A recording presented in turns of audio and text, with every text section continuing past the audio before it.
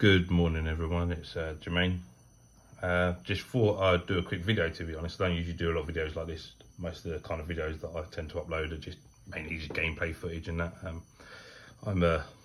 I'm fully aware that my voice is a bit boring and a bit dull, so I thought I'd just do a quick video. To be fair, I've been doing a lot of Master System challenges for 8-Bit Boy UK lately, and I thought it's only fair that I kind of show my my small little Master System collection. A little bit of history. Master System was my first personal console that I had. I had briefly played ZX Spectrum before, which was my dad's. But yeah, Master System was my main console growing up. I basically skipped the 16-bit generation and went straight to PlayStation afterwards. So I don't unfortunately have my original Master System. I have the Mark II now, which looks uglier and is inferior in my opinion, but it still plays the games. A lot of the challenges that I do tend to do, sorry to say, I do on emulator, but if I do have the original copies, I will do them off my Master System. So I'll go over the kind of loose carts that I've got first. I have a lot of them because usually they're quite cheap. So some of these I haven't played, I've just picked up. So Great Golf, as you can see, clearly picked it up from not the trash, but someone. I think Prodigy got that off eBay. Next is a game I'm definitely aware of and one that I absolutely love. It's Gauntlet. You'll tend to find I absolutely love it a lot with a lot of these games, and that's well because I do. Gauntlet is an absolutely amazing multiplayer game. It's one of the best. Alex Kidd and Shinobi World. I actually emulated this for the Master System challenge, forgetting I'd actually bought a copy, which is probably the better thing to do anyway, because if I play it on the Master System, I'll only take a picture of the score because I have no way of recording it.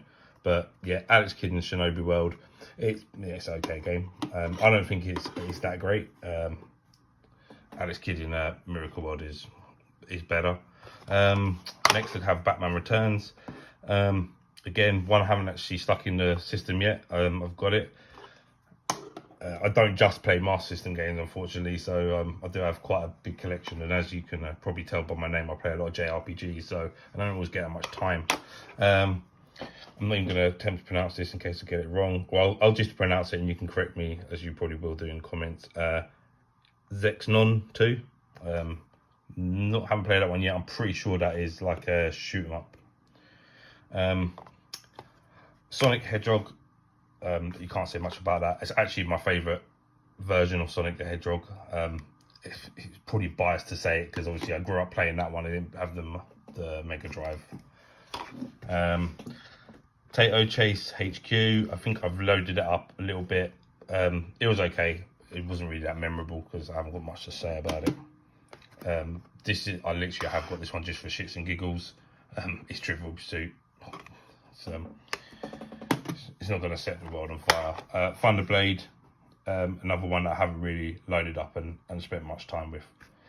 And two more left on the carts. I've got Robocod, which is I played when I was younger, and when I played it a few weeks, well, probably a couple of months back, it's not as fun as I remember. But then maybe that's just because it kind of just done it just to test the cart out and have a quick go. Maybe if I spend a bit of time on it, maybe I'll get back into it. So I will give it another go.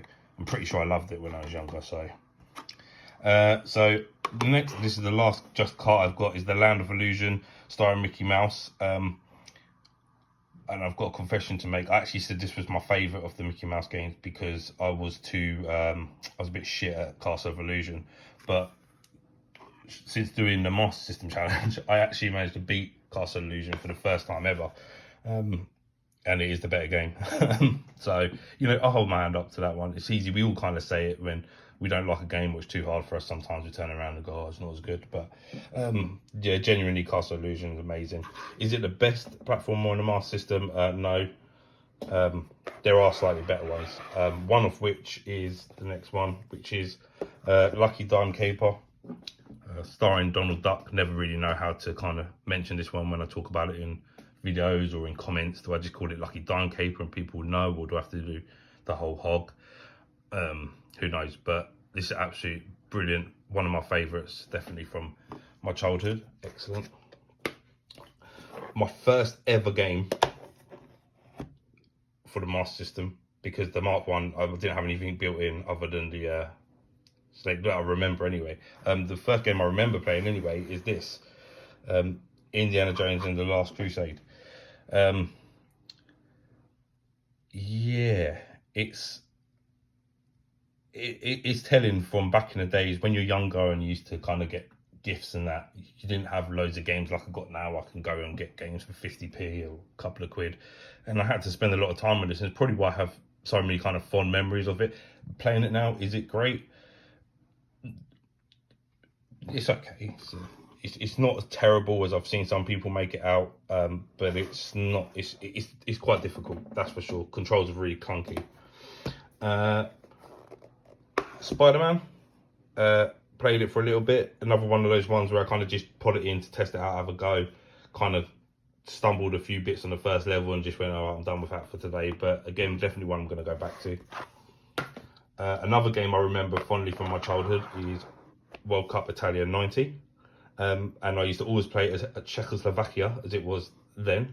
Obviously, most of you will know now that's not the case, but that's the really fondest memory I have of that game, is always playing the Czechoslovakia. And when I played it now, I realised actually it's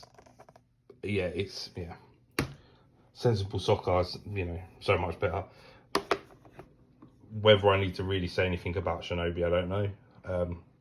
It's an amazing game, but one I'm not very good at, and I think I've only ever probably made it past the first boss once. But again, if I sat down and I dedicated myself to it, I'm pretty sure I'd just kind of get myself over that hurdle. Cyber Shinobi, just picked this up. I have tested it, but again, not enough to kind of memorize how good or how bad it was. It's not a game that I've got far into. Now, questionable, is it the better Sonic on the Master System or not? I'll leave that up to you guys. For my opinion, yes, but it's tough between the two. It introduced a lot of new things, and I'm always a fan of companies when they introduce things. I will criticise them when them things are crap, but at least they got the guts to sometimes change things up a bit and make it different, and respect for that. You got Pac-Mania, which it's an okay game. It's kind of like a bit more of an advanced Pac-Man. Are you going to sit here 2, 3, 4, 5 hours playing it? Probably not. As is the case for some of these arcade games, like they get a bit repetitive, a bit boring. Not all of them, but some of them. Now, the next one probably needs no introduction. It's quite a common, like, people tend to hold it in high regards, and rightly so. California Games. It's really good. I mean, I've played it a little bit in more recent times, mainly just for a bit of fun. I think there was something I was trying to do some high scores on the one where you have to kind of keep your uppies with the ball and that. I'm probably going to give it another shot, to be fair. I might even do a little video and have a bit of fun with it one day. Why not? I got one of these like mega carts as they used to have them back then. The Monaco GP, Columns, World Soccer. Columns doesn't really need an introduction. Everyone knows about Columns. It's not as good as Tetris, but it's decent. Super Monaco GP is a bit of a throwaway game, as is World Soccer. Play it for a bit. One I haven't even tried because I don't have a light phaser. I just literally bought it because it was cheap, and I thought, just to bolster my collection. So maybe I'll get a light phaser one day. Who knows? I'll probably get a CRT as well, won't I? Because I don't think you're going to be doing it on a flat screen.